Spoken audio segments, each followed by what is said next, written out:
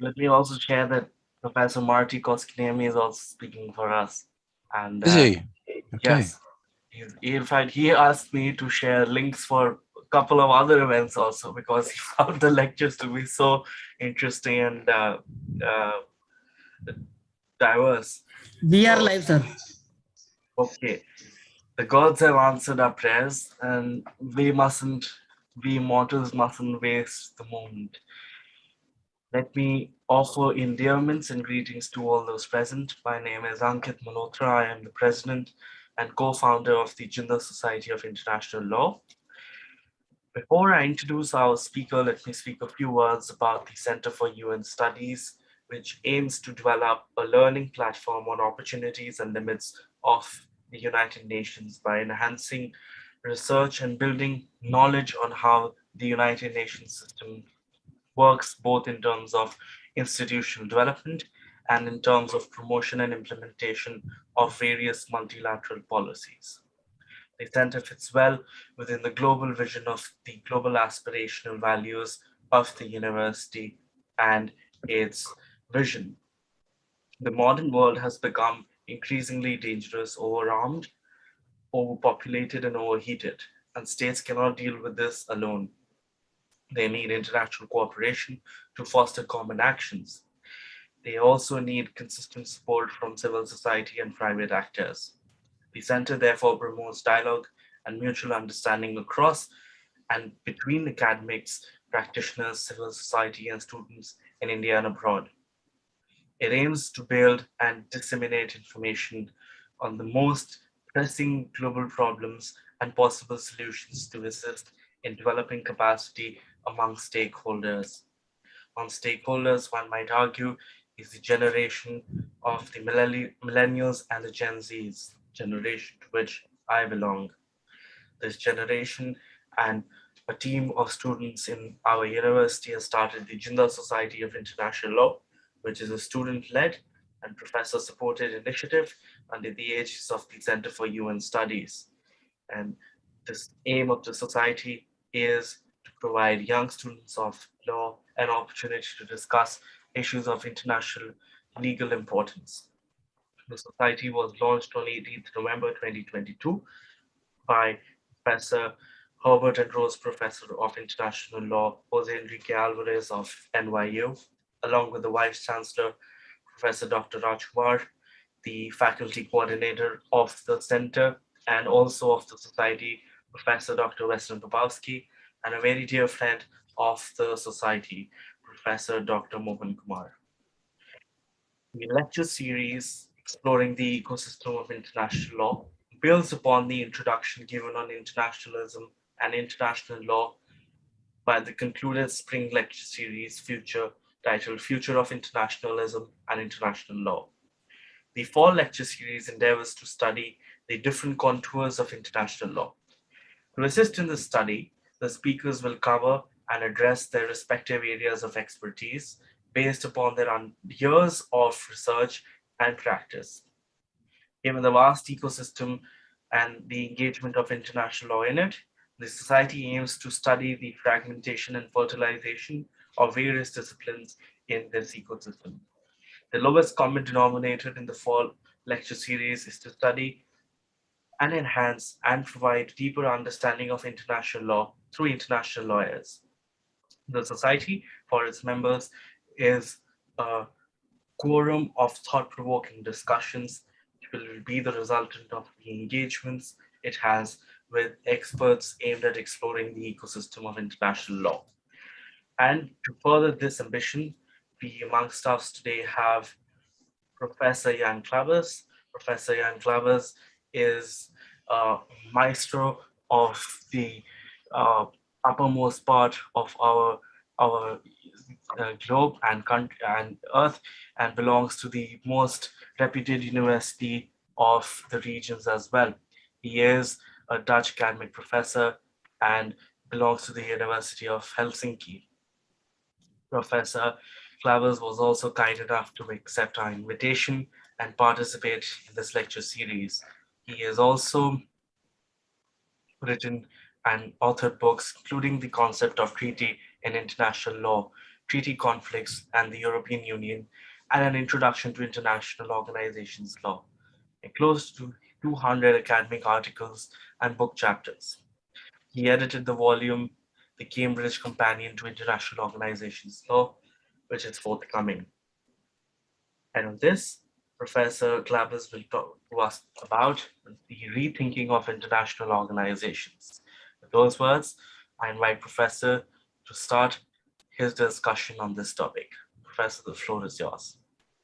Thank you very much for those kind words. I guess my employer would agree that to say that I belong to the University of Helsinki would be the proper way of putting it. I'm not sure I would agree to that particular form of property relations, but that's a story for another day, perhaps. I gave my talk the title Rethinking International Organizations Law, and that of course puts a burden of proof on me to at least make a plausible case why international organizations law should be rethought. What's wrong with it, in other words? Can't we just muddle through as we have been muddling through since the 1860s? And if I say that, then the answer is maybe already a little bit obvious that whatever was good in the 1860s might not be very good in the 2020s anymore, or may need to be complemented by something in the 2020s. Okay, why then rethink international organizations law? Well, the basic idea is here that there are lots of things happening with and between and among and inside international organizations that we cannot explain with our current theoretical framework, with our current legal framework. Most obvious of those is the exercise of authority by international organizations.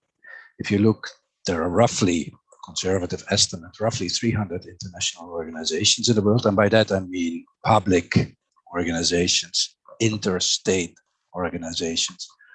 Roughly 300 of them, maybe 350 or thereabouts. Very few of them have lawmaking powers.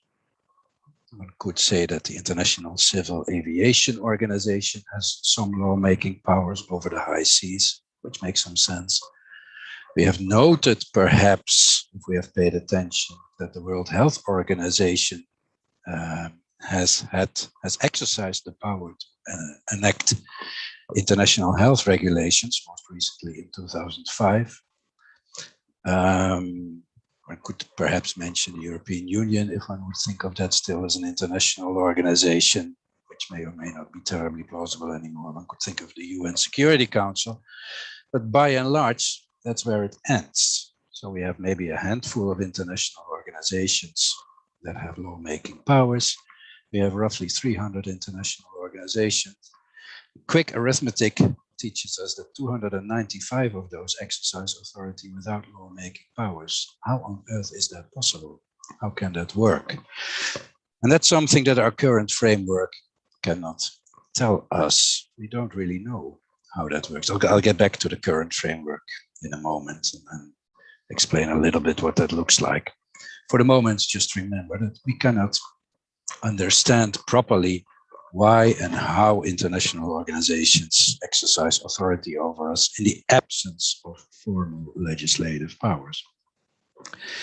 We also do not understand how international organizations can cooperate with each other.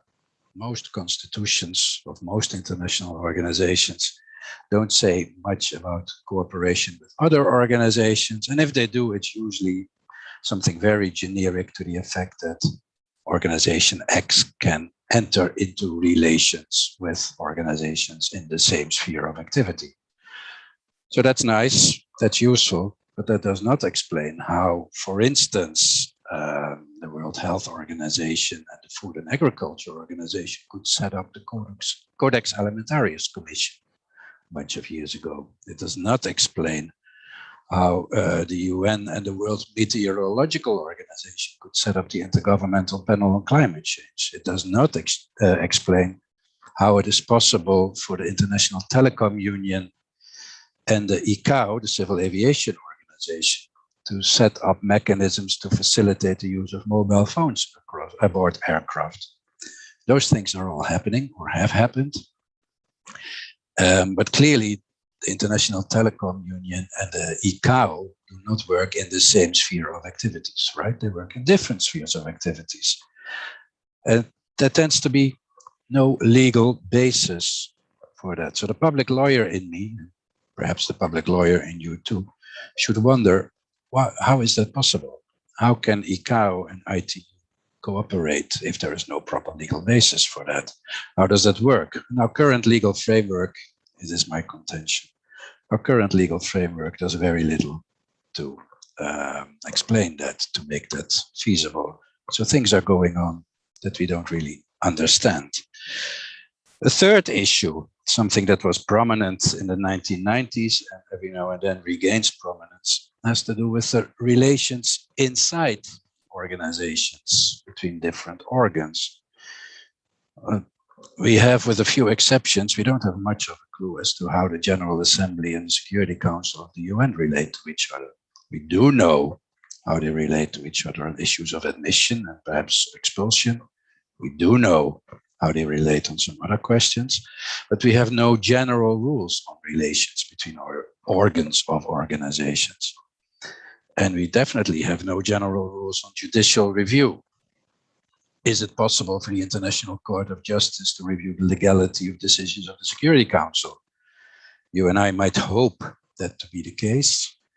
The International Court of Justice thus far has managed to dodge that particular hot potato, and I'm mixing metaphors, I guess, dodge that bullet, escape or spit out that hot potato in the Lockerbie case and perhaps in a few other cases as well. So the long and the short, again, is a lack of clarity, and our theoretical framework, our underlying way of thinking about international organizations does not allow for us to think about these topics in any great depth. And then perhaps most prominently, you already, Mr. Malhotra, you already referred to that in our pre-conversation, there is the issue of accountability towards third parties. That comes to the fore every now and then whenever peacekeepers commit sexual abuse of people in the countries where they're supposed to keep the peace, whenever peacekeepers spread cholera, whenever the International Organization for Migration does something with the migration centers it runs, or whenever there's a problem in a refugee camp that is run by UNHCR, whenever the UN exercises territorial administration, as it did in East Timor and in Kosovo, whenever the EU does that, as it does to some extent still in Kosovo. We don't really know how to handle it if the organization in question does something that we don't really approve of. And we can't really handle that because, again, our legal system, our legal theory, our legal framework, I use those terms interchangeably, that's perhaps a bit awkward, does not allow us to think about these things. Long and the short is international organizations can't handle such issues, whether it's the exercise of authority, or accountability, or cooperation between organizations.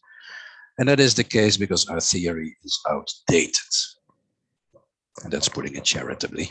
Our theory was developed under the heading of functionalism and was developed for a world which had different concerns, which had different worries. Allow me to go a little bit into history and maybe intellectual history as well. So the two are difficult to separate, of course. The first international organizations, if we discard the river commissions of the early 19th century, first international organizations were created in the 1860s, 1870s, 1880s. I'm thinking of the International Telecom Union, Telecommunications Union, which saw the light of day in 1865 as the International Telegraph Union. In those days, telegraphs were still used for communication. It turned out telegraphs needed cables to transport the Morse code from one place to another. Those cables could be laid across the seabed. The seabed is not owned by anyone outside territorial waters. So consequently, the need arose, or the thought arose, that there could be a need to manage those cables to facilitate international telegraphic communication.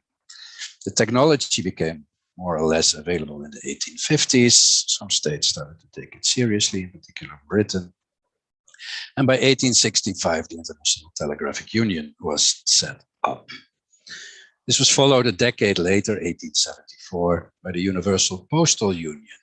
This was an initiative originally by the US Postmaster General, a certain gentleman called Montgomery Blair, who had realized in the 1860s already that there was absolutely no systematic way of sending a letter or a parcel from one place to another. And someone else had figured out later that in those days there were no less than 1,200 different ways, 1,200, to send stuff from one place in Europe to another place in Europe. Different rates, different ways of calculating the rates, different routes, different weights, etc., etc.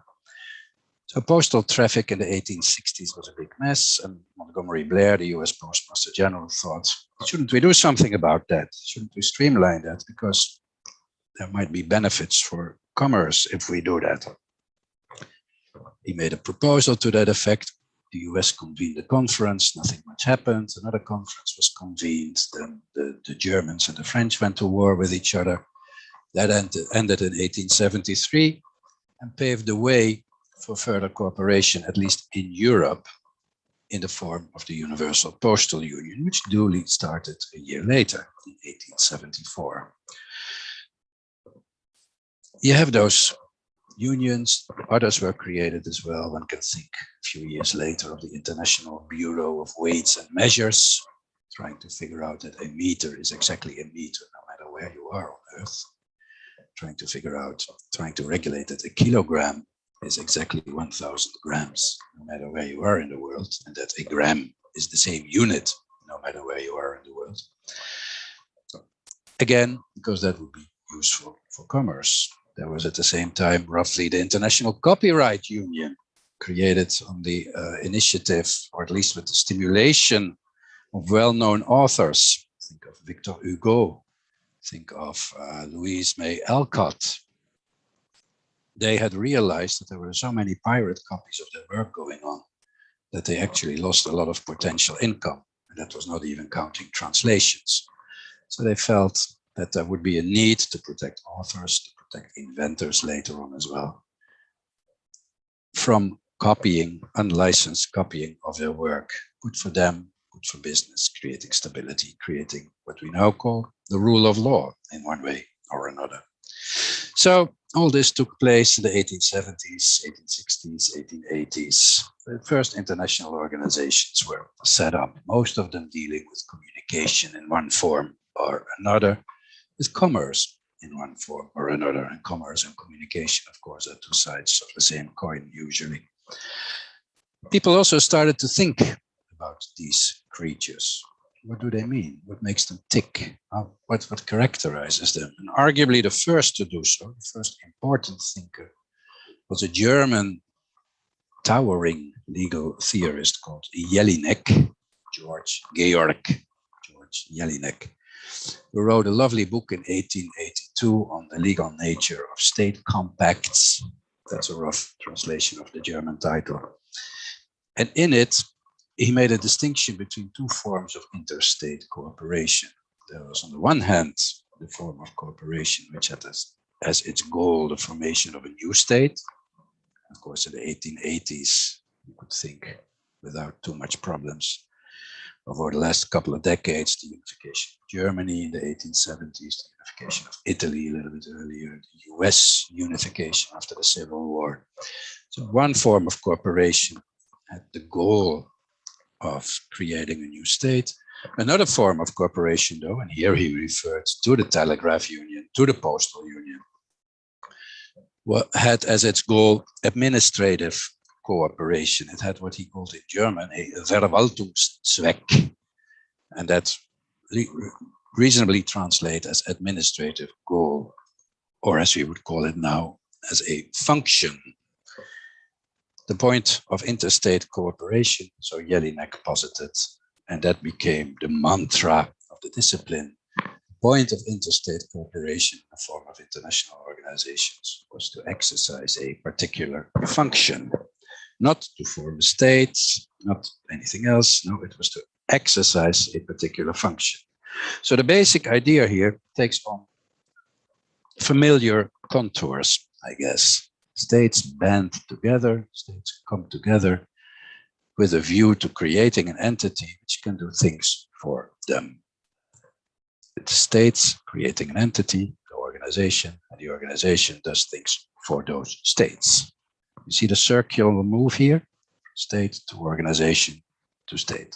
States, organization, states. Member states, organization, member states. This was Jelinek's original idea. It got refined a little bit in the early 20th century by an American thinker called Paul Reinhart, who had figured out, or had sort of inductively realized, that if you look at many of those international unions, you'll see that they're all set up in the same way, as organizations doing things for states having been set up by those states.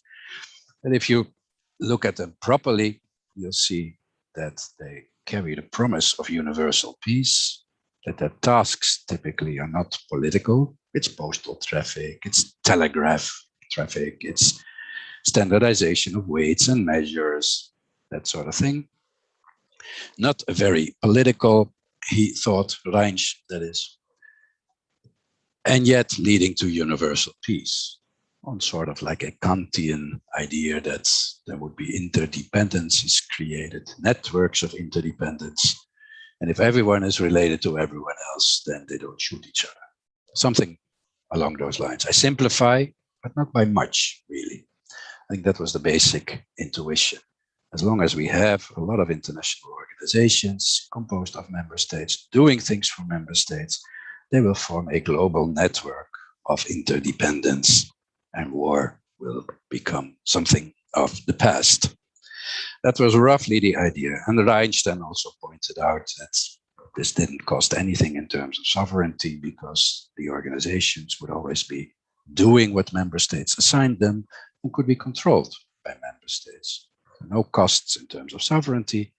And as a practical, empirical matter, he suggested there would also be very little cost in financial terms.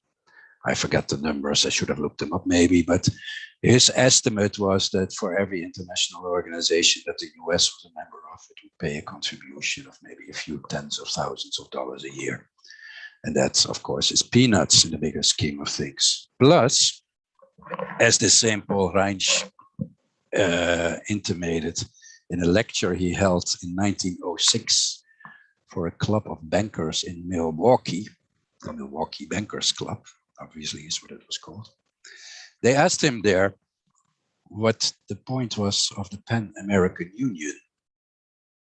He knew a little bit about that. He had been a member of the US delegation to the Pan-American Union. Wouldn't it, so the bankers thought, wouldn't it be a lot easier to just conquer Latin America and thus exercise control? And Reinsch answered something to the effect that, well, you can do that, but setting up a Pan-American Union is a lot cheaper and just as effective as conquering Latin America. End of story. So he was not oblivious to the sort of interest it served the US, obviously. But nonetheless, these networks of interdependence, of political, non-political, technical cooperation in fields such as telecommunications and weights and measures and standardization, that would all lead to universal peace. And of course, no one in their right mind can object to that, right? Not even Miss Universe contestants. They'll always say, my ambition is for universal peace. And who could argue with that? There was a bit of a sequel. Reinsch, I think, formally is not the word, but finally laid down the framework of functionalism. States set up organizations to do things for states on technical matters, so no one can object, no sovereignty cost, no financial cost really, and yet leading to world peace. Excellent story, right? There is absolutely no problem there, one would think. In 1919, another American professor at Harvard called Francis Sayre wrote a short book called Experiments in International Administration. And he took Reinsch a step further still. Sayre, I should say, was the son-in-law of Woodrow Wilson. And if you know your history, you will realize that Woodrow Wilson was president of the US during the First World War. And the First World War made Frank Sayre a little bit antsy. He wanted to help his father-in-law in the war effort. But it was also clear that his father-in-law did not think, well, it's not clear, but my guess is did not think too highly of his son-in-law. He's probably a nice guy, good father, good husband to Wilson's daughter. But whenever Sayre proposed to Wilson, like, can I sit on this panel or that panel or be a minister in your government or whatever, represent the US elsewhere, Wilson kind of responded lukewarm. Sayre would write to him, because of course Harvard is in Cambridge, Massachusetts, and Wilson was in Washington. So before email, one would write letters. He would write, "Dear father," that's how he called Wilson, can I assist in any way? And Wilson would respond by saying, "Well, how is the kids? How is Jessie, the daughter?" He would sort of turn around or run around the topic. But by 1919, he thought, okay, I have a task now that Frank can probably do without causing too much damage. Wilson had this idea of a League of Nations, as you all know, and Wilson thought it might be useful for the State Department, the Ministry of Foreign Affairs in the US, to set up a committee to study what makes for an effective international organization.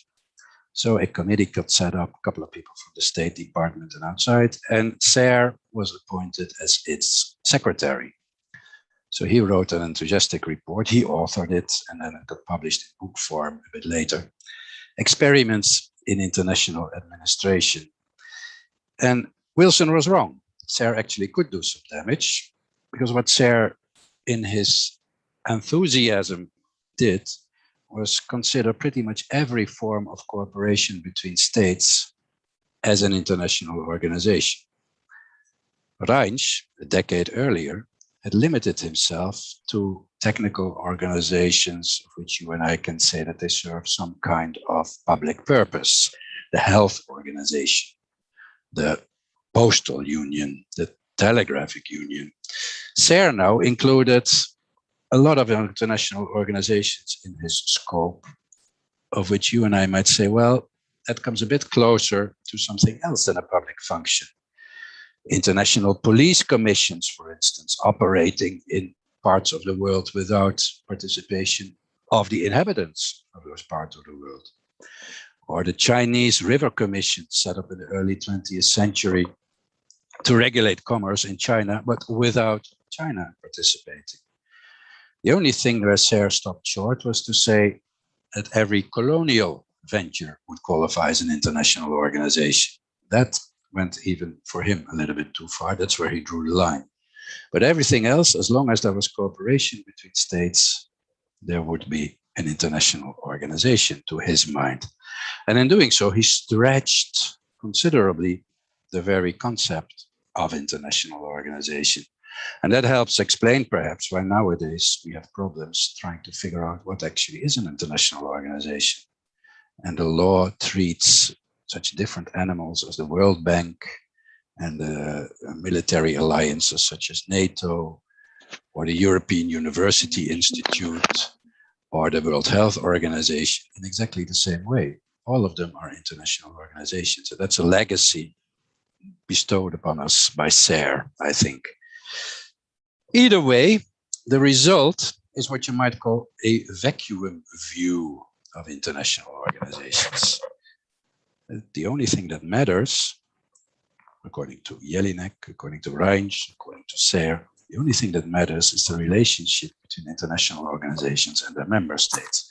That's how the law got formed. That's how our thinking about the law got formed in terms of a principal-agent relationship. The principal being the member states, the agent being the organization.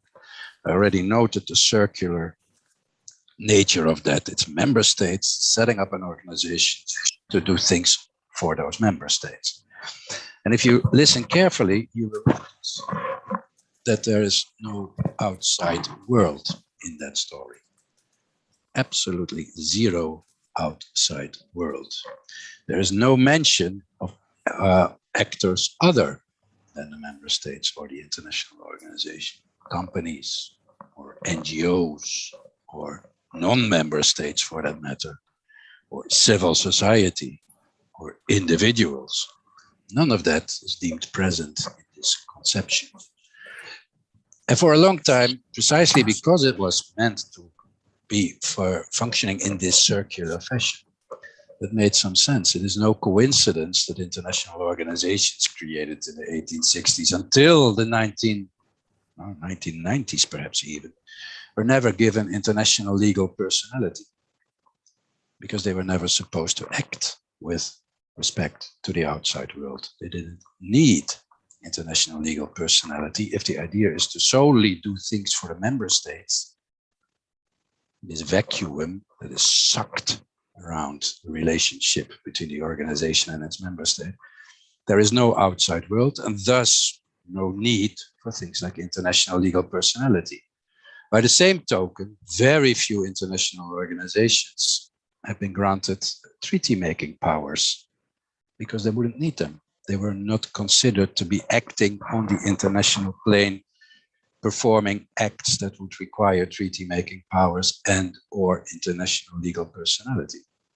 Now, with the benefit of hindsight, you and I may suggest that that was never really very plausible. Look only at the International Labour Organization, already set up in 1919, which creates rules for the protection of individuals. Of course, there's an outside world.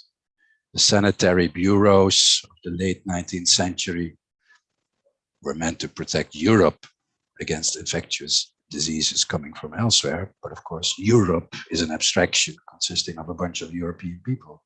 So again, the individual enters the picture there one way or another. So this vacuum view, as I call it, was never too plausible. It ignored that there is an external world around international organizations, turns everything into a functional analysis where the organization performs a function for its member states. And thus the only relevant question, the mother of all questions in that conception, is the question of whether the organization is empowered to exercise certain functions, whether expressly so, as the Permanent Court of International Justice figured out in the mid-1920s, or maybe through an implied power, figured out a few years later. Everything viewed in terms of a function. There is no external world in that picture, no outside world, and not much of an internal world inside the organization either. So that leaves a bunch of questions unanswered as a principal matter, because what do you do if you work for the World Bank and your boss harasses you? You go to court, right? And the court will say, well, sorry, the organization is immune from prosecution or from suit because we need to respect its functions. And then you can argue as the victim of harassment that its function surely cannot be to harass its employees. But at some point that becomes an irrelevant argument in this construction, because it is precisely to protect the function of the organization that it has immunities, and any query into what it actually does would require a lifting of those immunities, and that won't happen. So if your boss harasses you while you work for the World Bank, notion of function has no particular traction there other than to shield the organization eventually to your detriment. But why should you, as a victim of harassment, have to succumb to the functioning of the organization? Or what, to use a more current example, if peacekeepers bring cholera to an island? The victims have tried to, I'm talking about Haiti, of course, 10 years ago. Victims have tried to sue the UN for this in the courts of New York, the UN courts, the US courts. That was almost a Freudian slip. The US courts end up saying, well, sorry, no can do, because there is immunity. under international law for the United Nations. The UN is keen to invoke this, is very rapid to invoke this, and the courts cannot but uphold it, meaning that any accountability of the UN, if it should be appropriate, and I leave in the middle whether that's the case, any accountability, any possible accountability ends up in smoke. There is no such thing. And what applies to the UN applies to the International Organization for Migration, it applies to UNHCR, it applies to every other organization that affects third parties, whether it's a breach of contract, a breach of treaty, or anything else that goes on.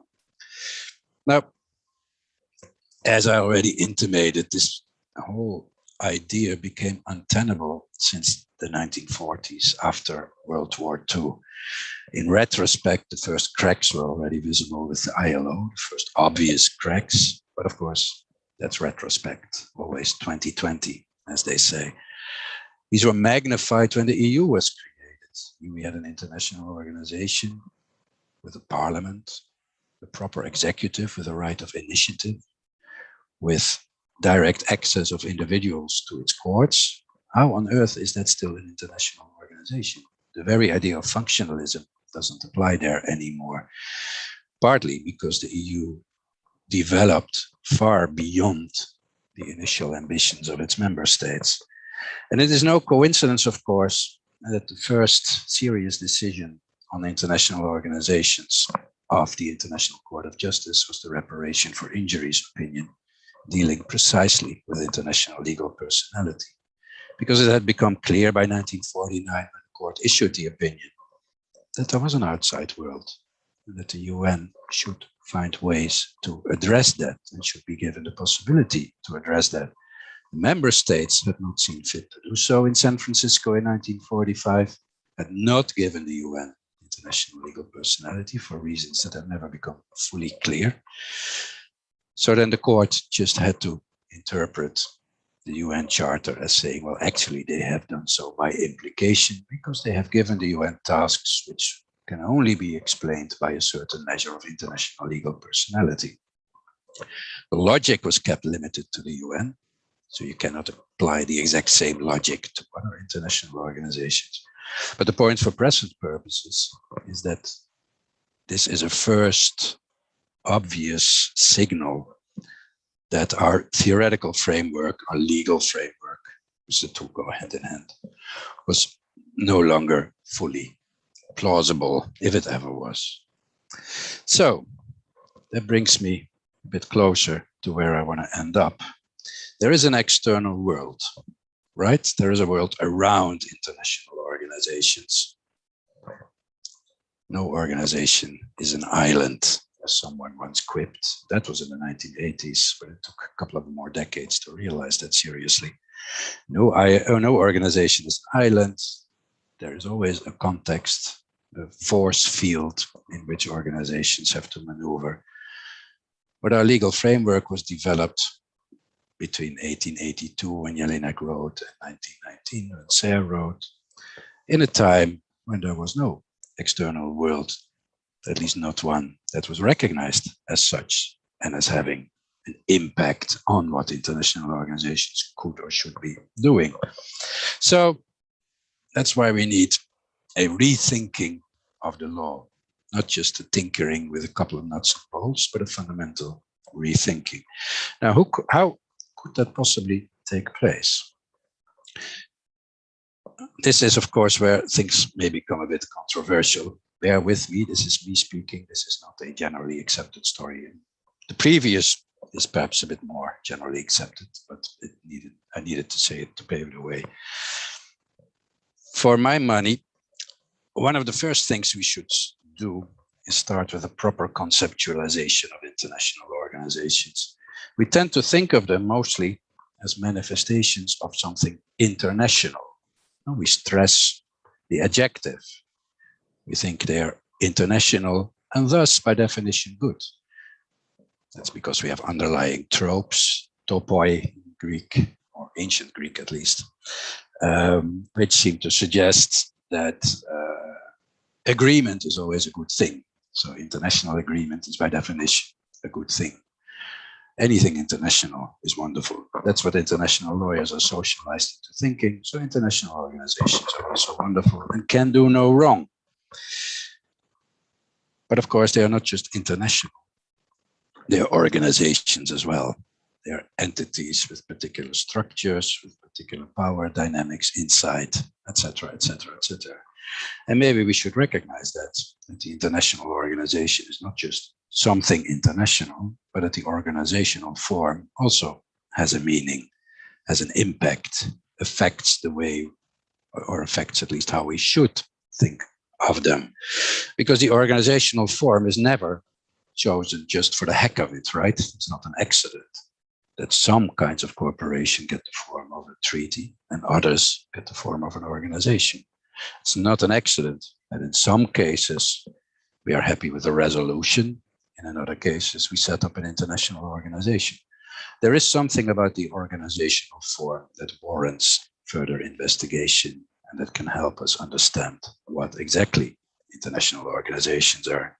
And in retrospect, it's incredible, really, that we have never thought of that. Now, organizations typically do three things, and that applies to any organization, whether it's your local fire department, whether it's Harvard University, whether it's the International Football Association, or the International Cricket Council. They all do three things. The first is that they regulate. They regulate amongst their members and perhaps also beyond, but at least amongst their members. Once they've done that, they have to monitor and manage the stuff that they have regulated. They will have set some rules or some standards or some regulations, however you want to call it. And someone needs to figure out whether those within the field of activity of the organization monitor and will respect that. So there will be monitoring and managing. And finally, third, every organization ends up distributing costs and benefits. That applies to your local fire department. If a fire breaks out on the east side of town and a fire breaks out on the west side of town, it may have to choose which one to go to first. Someone will benefit, someone will not. Or it doesn't decide where to go first, but it might split the difference. Send half the fire department east, half west, which may again result in some people's lives not being saved or some property being damaged, which otherwise would not. The same to your local hospital. If someone needs a kidney transplant, someone has to decide on who gets a kidney transplant, right? That sort of thing. So there's always cost and benefits involved. And that applies to international organizations as well. You may not have noticed it, but a few years ago, the Universal Postal Union was in uproar because the Americans had figured out that it was cheaper to send a parcel. I'm exaggerating a little, but not that much, or I'm stylizing the story. Let's put it like that. It was cheaper to send a parcel from Beijing to San Francisco than to send the same parcel from San Diego to San Francisco. And as you know, San Diego and San Francisco are a lot closer than Beijing and San Francisco, right? So the Americans started a campaign in the Universal Postal Union. They threatened to withdraw. This was under the brilliant regime of the stable genius of Donald J. Trump. They started a campaign to withdraw from the Universal Postal Union because they figured out that the distribution of benefits under Universal Postal Union rules was unfair. It benefited China. It cost the US. That concentrated the minds.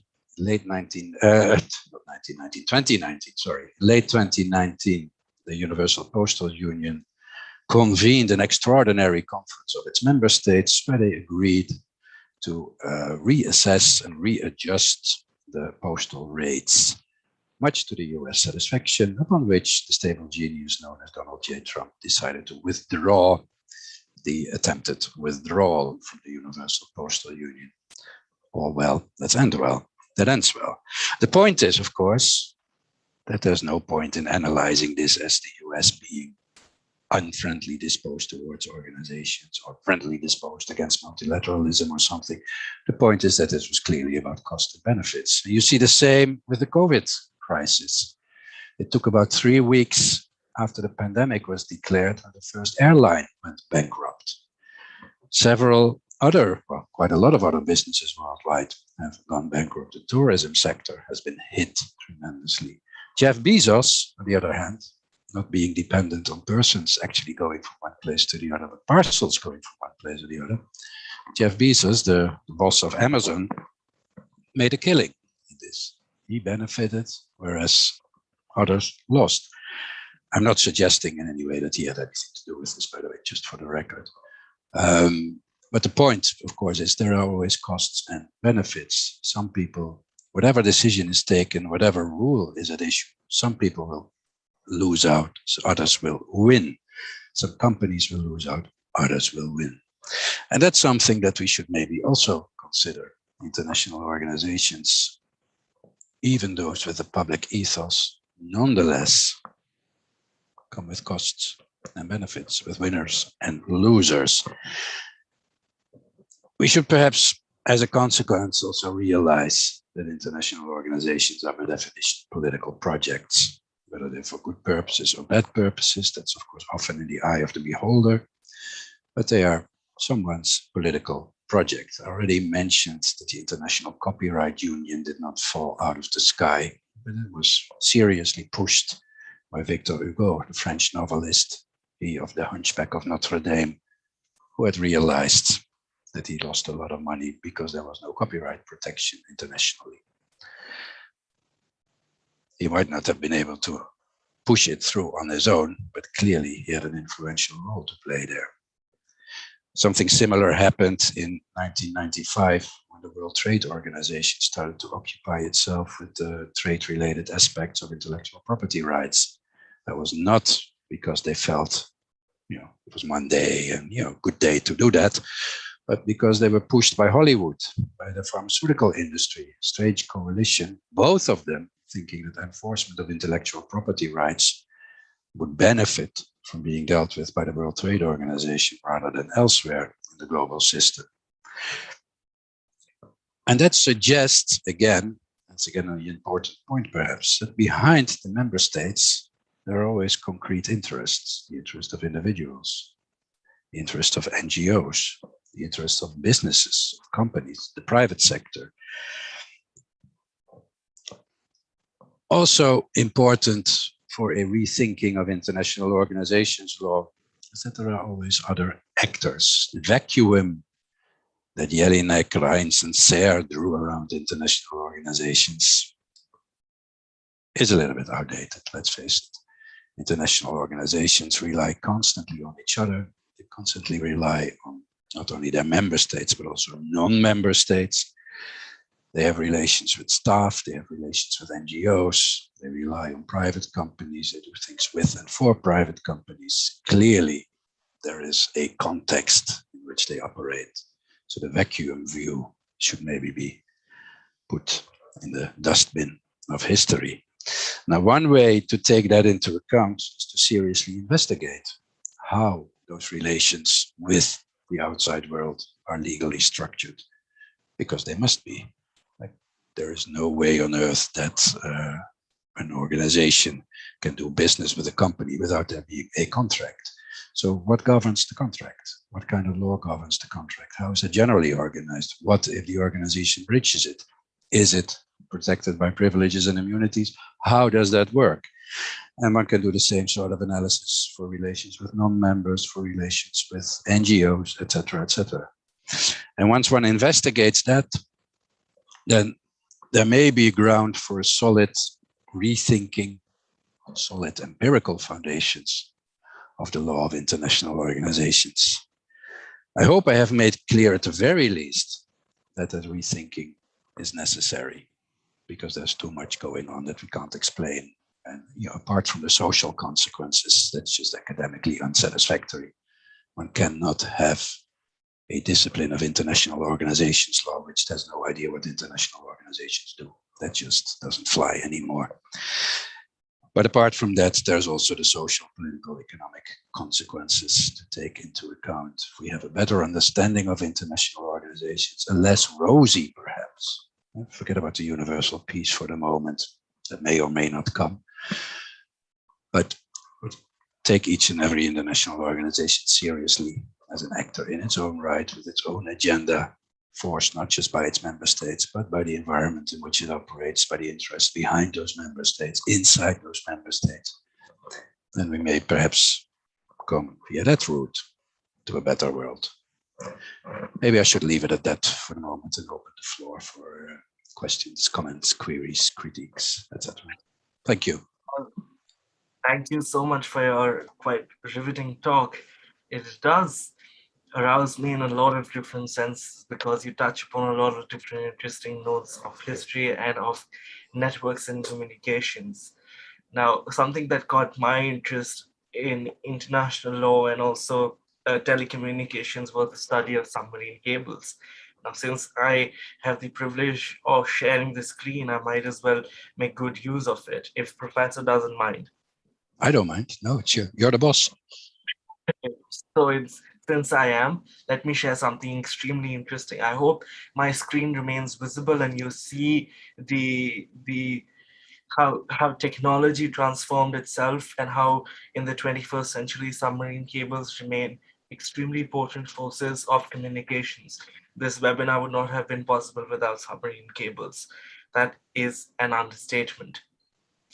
Let me also share another interesting facet, which is a book written by a historian in Stanford University. This is Neil Ferguson. I even have the book over here because of how wonderful it is. He bears resemblance even in the cover of the book. He titles it The Square and Tower, and he bears reference to Siena and how the relationship in the architecture was with its sociological and anthropological studies. I wrote a review for the journal in our university on this topic, and the essence of the book is that historians have always focused on hierarchies. This is something which he talks about in depth in the book. He also talks about and argues that on the elites that have wielded power, economists have concentrated on the marketplaces, on the economic forces that shape change. These twin structures are symbolized in Ferguson's cover of Siena, which I just showed, which is the market square. And it's the civic tower looming above, but beneath both square and tower runs something more deeply and significant: the hidden network relationships of ideas and influence. Networks are key to history, Ferguson writes.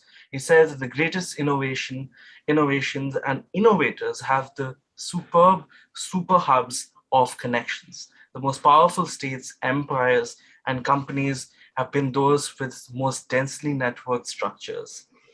And the most transformative ideas, from the printing presses that launched the Reformation to the Freemasonry that inspired the American Revolution, have gone viral precisely because of the networks within which they spread. When we undertake and understand these core insights of network sciences, explained Ferguson, the entire history of mankind looks quite different. And this is something which aroused my interest in studying networks from a different sense. I see Professor looking for a book as well. But in the interim, let me, would you like Let to? me maybe I briefly respond.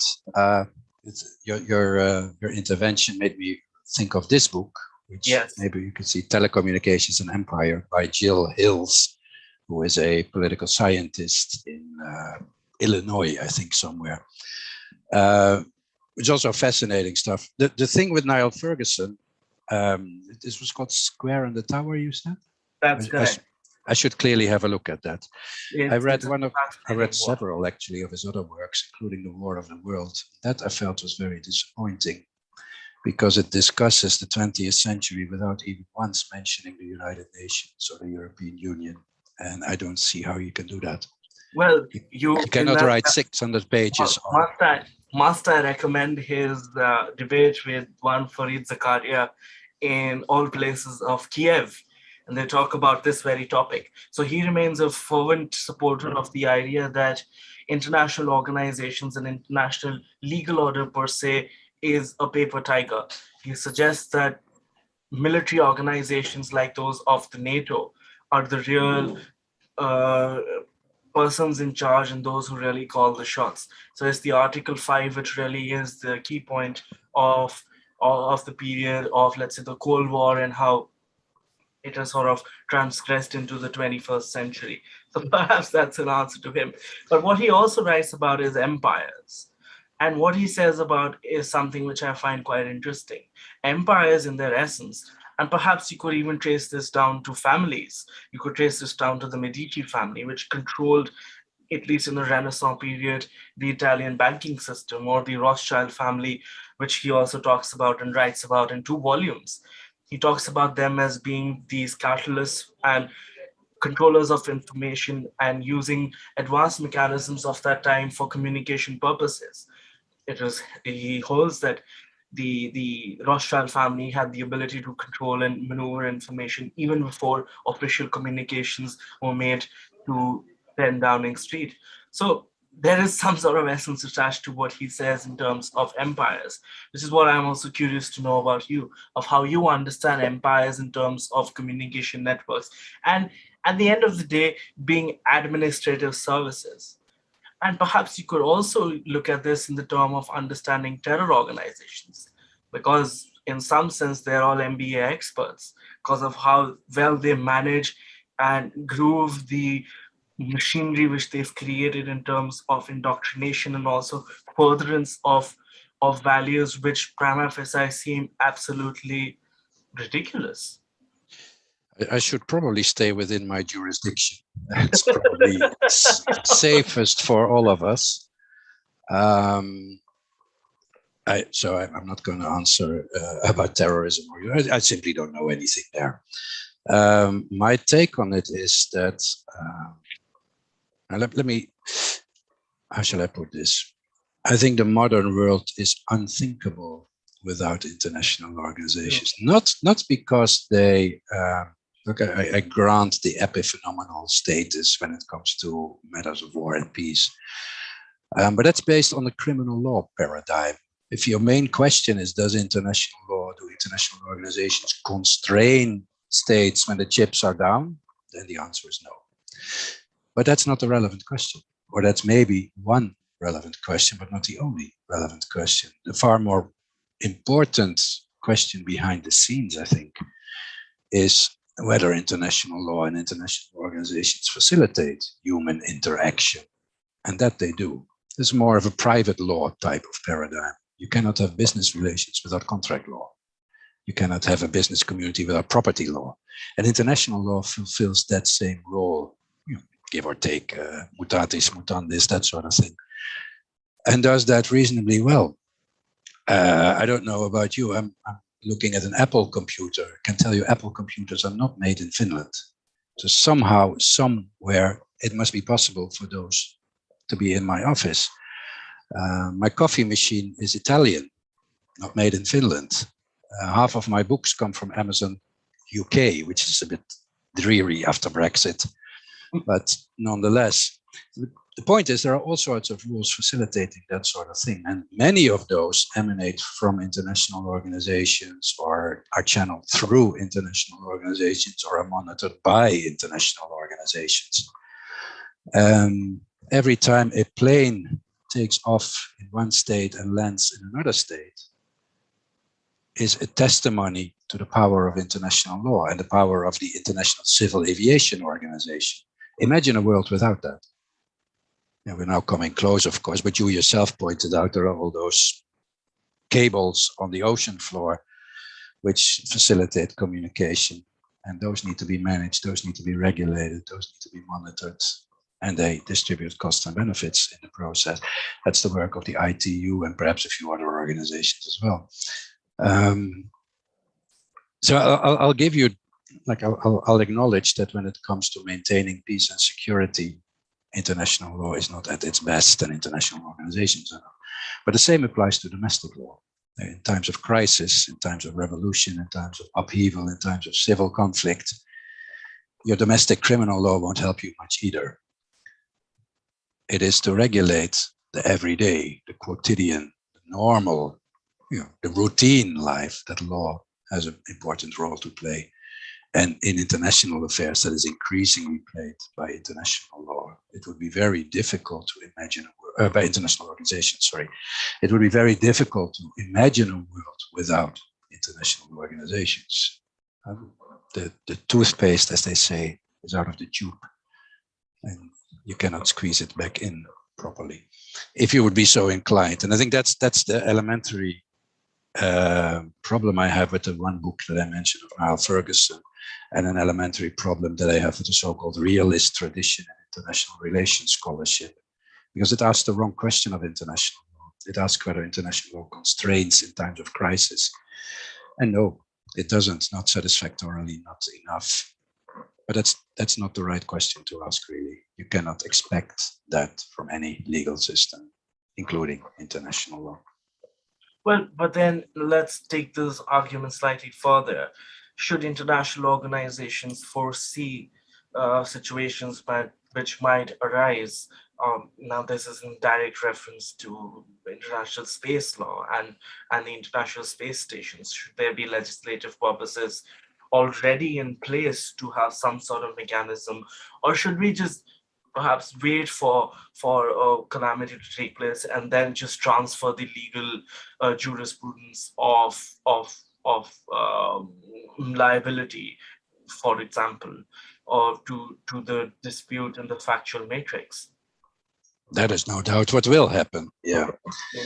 Whether it should happen is another question. There is, as you may know, as I'm sure you will know, there is no international organization with space as its specific mandates. There is a committee of the UN General Assembly, the Committee on the Peaceful Uses of Outer Space, which tries to do things there. And of course, that is dependent on the input of member states. This is where the member states enter the picture. Not so much member states in their own right, or also member states in their own right, perhaps, but also as conduits for other interests. There are companies involved in exploring space. I just saw Richard Branson going up in space, and Elon Musk, and Jeff Bezos, and what have you. So there are clear corporate interests there, which may or may not find recognition and a voice in the position of the US or other interested states. I hear Luxembourg is a very active player in the formation of space law at the moment, which strikes me as slightly bizarre. Luxembourg is, the size of a postage stamp. So there must be some other interest behind it. With all apology to the Luxembourgers who might be listening, etc. I didn't mean to be pejorative, but it's a small country with not much of its interest of its own, one would imagine there, other than as a conduit for underlying interest. So if there would be an international organization, it would need to have a strong, well-established secretariat. It would need to have legislative powers. Neither of those is the case. So I don't think that will happen anytime soon. Yeah, and it's as they always say with respect to the law of armed conflict, that it's best at regulating the previous war, right? Something similar may apply here, that organizations having to regulate what might happen in the future is not a very realistic expectation, in much the same way as governments have a hard time doing that. You saw the flooding in Louisiana the other day. That was hardly difficult to predict, I guess. So, given Katrina a decade ago or however long it was ago. Well, you mentioned the postage stamps. So I'm now fixed to ask a question of the postal union, and I also note and acknowledge the questions in the chat box. I'll club all of them together. So there'll be 3 questions, and then you can address in the order which pleases you. So the question which I have is with regards to the Chagos Island dispute and the UPU coming in and then sort of taking a bold stance in that respect by changing the British administered postal union stamps. So this somehow seems like a soft diplomatic tool which was administered. And then you have also yourself highlighted this in the American context, where there was arm twisting involved with respect to China. So somehow there is some sort of political value attached to these international organizations as well. One might feel that these are quite redundant, at least in the age of internet, but there is extreme relevance attached to them. That's my question. There are two more questions which I have. First is by Rudra, who asks, could you comment on the desirability of international organizations being involved in the making of customary international law? The second question, which we have from Etienne, who asks, do you have any pertinent thoughts about how resurgent nationalism stoked by stable geniuses, politicians around the world might hinder international law and internationalism? Okay, to start with the Chagos Islands and the Universal Postal Union, I had no idea. This is complete news to me. I've written about both, but not in combination. Not about postage stamps, but I've written about the Postal Union. I've written about the Chagos Islands before the International Court of Justice. But I had no idea that there had been a move within the Postal Union to somehow affect the wording or the image, whatever. You say it shows that organizations can be political actors, and I think that's eminently correct. Whether it's a politics one agrees with or disagrees with is a different question. But yes, they are political actors in their own right, unless they have absolutely no secretariat worthy of the name. But as soon as they have a secretariat, it will have. Okay, I now see someone sharing the screen. I just pulled it up just so that you can Right. have it. It's very recent, so you're not. Yep. A week ago, I noticed. Yep. I have missed it completely. Sorry. No, that's understandable. But I mean, Yeah. this strikes to the point that there is some sort of political undercurrent which is involved, Yep. and it's sent through these international organizations to just essentially make a stance, perhaps. Yeah, no, I don't think that's a bad analysis. I think that's fairly fairly straightforward. Well, if I understand this correctly, the Universal Postal Union justifies it by saying it gives effect to the ruling of the International Court of Justice, or the opinion, I should say, of the International Court of Justice, which well, is a nice way of putting it, I guess. You may also have a point in saying in the days of internet, what's the value of stamps? But of course, the symbolic value is immense. And we, as people studying global politics, whether the legal aspects or the political aspects or the historical aspects, would be very well advised, I think, to pay a little bit more attention to the symbolic uses of politics, because those tend to be just as relevant as the more instrumental uses of politics. And this is one example, that a spat can break out over the precise labeling of a postage stamp, not because the stamp as such has an inherent value, but because of its symbolic nature. This is why the British are disappointed, as I just read on the slide, which I understand from their point of view. And that's also why others may have pushed this through, precisely because it represents a symbolic victory for something. The other questions, the international organizations and custom, is that desirable for organizations to participate in the formation of customary international law? To some extent, it's inevitable, to the extent that it relates to the position of international organizations in international law.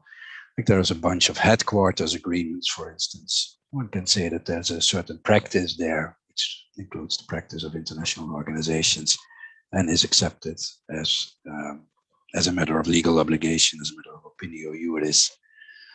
It would be difficult to have customary international law on headquarters agreements of international organizations without the participation of those international organizations. Other than that, I think this is a very subtle question, which requires a very subtle answer, far more subtle than I can do it justice here. The point with customary international law or with customary law generally, I guess, is that it's considered the residue of the normatively relevant practices of a particular political community. Traditionally, in international law, that has been the political community made up of states. The 40-odd states 100 years ago, the 200-odd states nowadays. That has been the relevant political community. The states with their own interests, their own desires, their own hang-ups, their own whatevers. International organizations don't really fit in that community. You could argue there is a different political community made up of those 300 or 350 international organizations. And if they develop certain normatively relevant practices amongst their own, then that's fine, and one could consider that customary international law. And I would have no objections to that label, but I would not immediately expect North Korea to think that it's bound by whatever happens in the practices of international organizations, nor would I think that the Universal Postal Union should automatically be bound by what its member states have started to practice. If you take their separate identity seriously, and I think you must, then it is difficult to argue that they would be bound by a set of customs that they have had little participation with, little business with, because it's not in their field of competences or whatever. As I said, I can't really do the question justice here. I've written about parts of it extensively. Not everyone agrees with that. There are people who have written about the same parts in rather different tonalities and registers. And that's fine, that's how it should be. I don't particularly mind the identification of a set of customary international organizations rules. I'm skeptical whether that could happen, but if that were to happen, I don't particularly mind. What I do mind is the idea that we can transpose general customary law and just apply it to international organizations just like that. Because I think that does an injustice to international organizations, that does an injustice to the political community of states. So for the benefit of no one, really. And then the question of populism and international law. 2.5 years ago, I was visiting an international organization, one of its conferences, and this was, of course, during the years of the stable genius occupying the White House. The thought came up, or the notion of populism was mentioned in the room. There were 200 delegates in the room. And someone at some point said, we should adopt a resolution against populism. And I started to think, oh God, I should walk out of this room, because this is not going to work. You cannot fight populism by adopting a resolution saying populism is a bad thing. Apart from the fact that one populism is not the other populism, it just, it doesn't respond to that sort of thing. Now, I tend to think, how shall I put this? If a state is invaded by another state, it will invoke the right to self-defense. Can we agree on that? Just as a practical matter? I see you nodding. Yes. That state can find itself being invaded. It will invoke the right to self-defense, regardless of the awkward circumstance that self-defense, by definition, is between states, by definition, is a right emerging under international law. It could not be otherwise. No state will be stupid enough to say, well, this is international law, I don't like international law, so come on, invade me. I'm not going to defend myself. Of course not. They will all defend themselves, and they will all say that they have an international legal right to do so. If that's the case, then one can extrapolate and say there's not much point in suggesting that one can be for international law or against international law. One can be for particular manifestations of international law, for particular regimes, for particular rules, which happen to be beneficial or the moral high ground or whatever. One can be against particular manifestations of international law. But it makes no sense to say that a state would be radically against international law. It will be against international law if that doesn't reflect its benefits, if it costs it dearly. then it will be against those manifestations that cost it dearly. The Trump administration is an excellent example, because in the years of the Trump administration, Trump has often been accused. I'm not going to defend him. I have absolutely no intention of defending him, but I want to use him as an example of how, I was always going to say how sophisticated he is, but that's not quite the right word, perhaps. Trump, the US under Trump withdrew from a few international organizations for reasons best known to the US. It withdrew from UNESCO because UNESCO accepted Palestine as a member state. That went against the grain of Israel and therewith also the US. It threatened to withdraw from the Universal Postal Union, as I already indicated. Not because it thought the Universal Postal Union was crap or the Universal Postal Union was doing a bad job. No, because the rates were not working to US benefits, the benefits of US companies. And it threatened to withdraw in the later days of the Trump administration from the World Health Organization. Not really because it thought the World Health Organization was doing a bad job, but because Trump needed a scapegoat for his own incompetence. That's clear, right? Now you can put those three things side by side and say, oh, wow, that's a very anti-multilateralist attitude. Trump is the gravedigger of international law, or the gravedigger of international organizations, or whatever.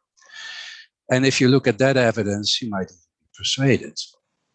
Although then you would also have to question, why did he not withdraw from the International Labour Organization, the IMF, the World Bank, the UN, and NATO, etc., etc. But never mind that. What we often forget is that in those same years, the Trump administration contemplated joining or rejoining perhaps the World Tourism Organization. Now, you and I might agree that that's not the most fashionable organization, but it's still an international organization. And if he were to have joined it, it would be a little blow to this idea of him not being multilateralist, because the UN World Tourism Organization is an international organization that one can join or not. The point, of course, is that he must have realized, or that the administration must have realized, that there would be benefits to joining that would otherwise not materialize. He didn't join in the end. I don't know why, but he didn't. What the Trump administration did join was the Bureau des Expositions Internationales, the International Exhibition Bureau. This is the international organization which hands out cities to cities the right every 2 years or so to organize the World Expo. Now, the World Expo is known to be very good for local business, for local commerce. And you appoint a city, it gives the city the stamp of approval, which means that business people will flock there to show their products, which means a lot of people coming and using hotels and restaurants and paying city taxes and all that. Trump joined the Bureau with a view to getting Minneapolis to organize the World Expo 2023. And he had to, I think. That's the main benefit of joining, because otherwise, he could, of course, have said, well, we think we call this the Global Expo or something, give it a different name. But that wouldn't quite have the same glamour around it. So there was a clear benefit, a clear incentive in joining the Bureau to get the Bureau to appoint Minneapolis as the site of the World Expo 2023. Didn't happen eventually. The US joined, but the World Expo was handed to Buenos Aires. So it was a bit of a bummer, perhaps, for the Trump administration, but that's neither here nor there. The important point is that he recognized that joining that particular organization was in the US interest, as he would define it, or as his administration would define it. Whereas leaving the Universal Postal Union would also be in the US interest. There's little intellectual traction to be gained by suggesting that these are attitudes in favor of international organizations or against international organizations. It all comes down to what they get out of it, and rightly so, perhaps. And what they get out of it need not necessarily be financial. I think the withdrawal from UNESCO is a clear indication that there are also other values at stake, whether one agrees with those values or not. But that there has to be some kind of more subtle analysis than just saying pro-international organizations or against international organizations. That seems to be reasonably clear. Is that an answer to the question about populism? I may have digressed a little. Thanks for a great answer. I'll take that. Thank you. Digressions are most welcomed, especially when we have you at our disposal. I don't see any other questions as well in the chat box. I do ask those interested to please take full use of this opportunity, because this discussion has been extremely enriching for me, and I hope for everyone else. Professor, I don't see questions, and I also see that we're nearing the end. So I do offer the floor to you for final comments and remarks, and then we can close. You seem to assume that I want to have the final word, which is not really the case. Which would also be an academic conceit, perhaps. No, this was an enjoyable event. Thank you very much for inviting me, for clarifying my thoughts, for pointing me to Niall Ferguson's work, and for informing me about the stamps of the Chagos Islands. I had no idea, but I will look into this just out of curiosity, if nothing else. I hope I have been a little bit clear in what I aim to do. This is, of course, the background to this is a long-term research project, which will take me another half a dozen years to complete. But nonetheless, every intervention in that, every grain of additional information is more than welcome. So thank you for your participation. Thank you for your kind interest. And until we meet again, I guess. Well, if you're in search of research assistance, please don't hesitate to reach out to us. We'd be more than happy to assist you in your research work, which seems most fascinating. I thank all of those also present here for joining us on this august occasion. We will look forward to welcoming you next week with a new speaker and a new topic. Thank you, everyone. And most certainly, thank you so much, sir. Very grateful and also quite honored. Thank you. My pleasure. Have a great weekend. Bye-bye. Yes, likewise. Bye.